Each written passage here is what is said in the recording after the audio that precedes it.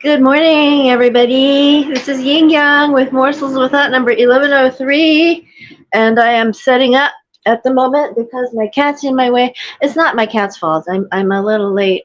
Well, half a minute late.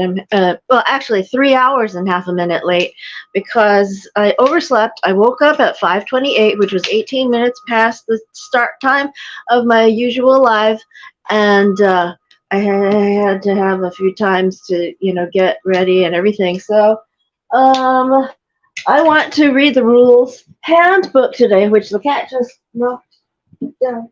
Um, and I am trying to get this background to be the same on two cameras. So, uh, here we are. Ay, ay, ay, ay, ay. I'm so sorry, you guys. This is so ay, ay, ay kind of thing. Let me get the camera straight because I know I have these things on the wrong. Ah, level. Level. Okay, are they level? Yes, they are level. Yay. Oh, no, no. That's not. Ay, ay, ay, ay, ay. Okay, come on. One more. All right. All right. All right. All right. Okay, sorry I'm so late. It is 8:10 a.m. now 8:12 a.m.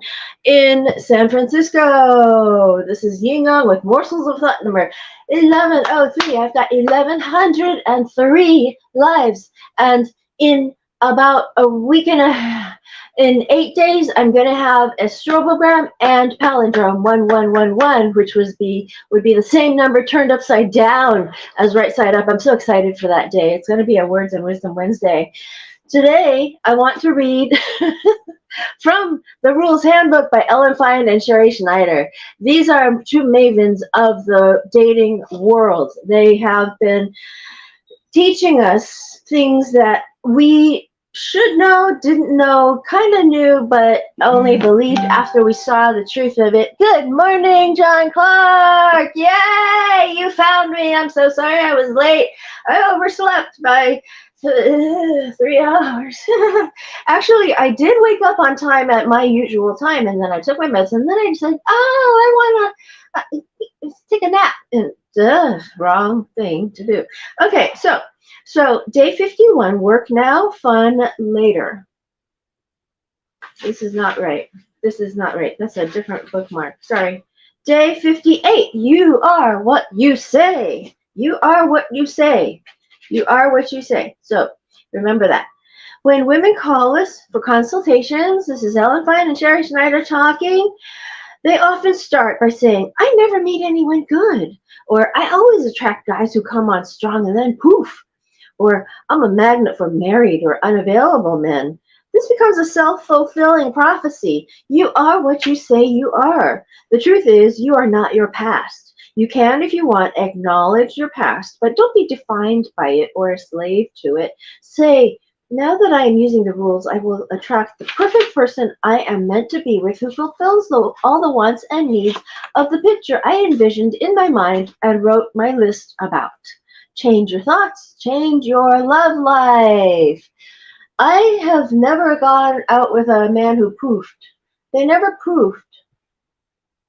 Matter of fact, some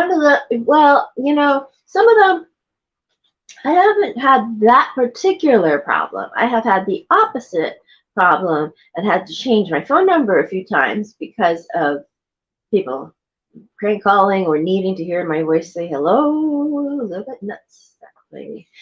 Day 59 would be tomorrow, Wednesday. Love only those who love you. Tomorrow, do you like bad and manipulative playboys? You know, men who love to bomb you with texts but don't follow up with dates? Men who are all talk and no action? Are you bored by men who genuinely like you? Now, we're not saying that you should settle for a man you're not interested in or attracted to. We believe you should feel a spark, but if you're only interested in men who don't want you or who are unavailable or married, then you may want to rethink what kind of person you want to share your life with. If you constantly find fault with men who call you and ask you out, then you either have not met the right dating candidate or you're not giving the nice guys a chance. Interesting. I think that's a very, very interesting part because I would date when I wasn't committed to anybody, I had that one and that one. The one that was not nice to me was very good in other ways. So I kept him around. And then the other one that was really nice to me, my mom said, you know something, Xiaoying, you had better pay attention to this one because he really loves you. And I thought, yeah. But he spoke 6 languages, had a PhD from Stanford, a bachelor's and master's from Berkeley, master's from Stanford too.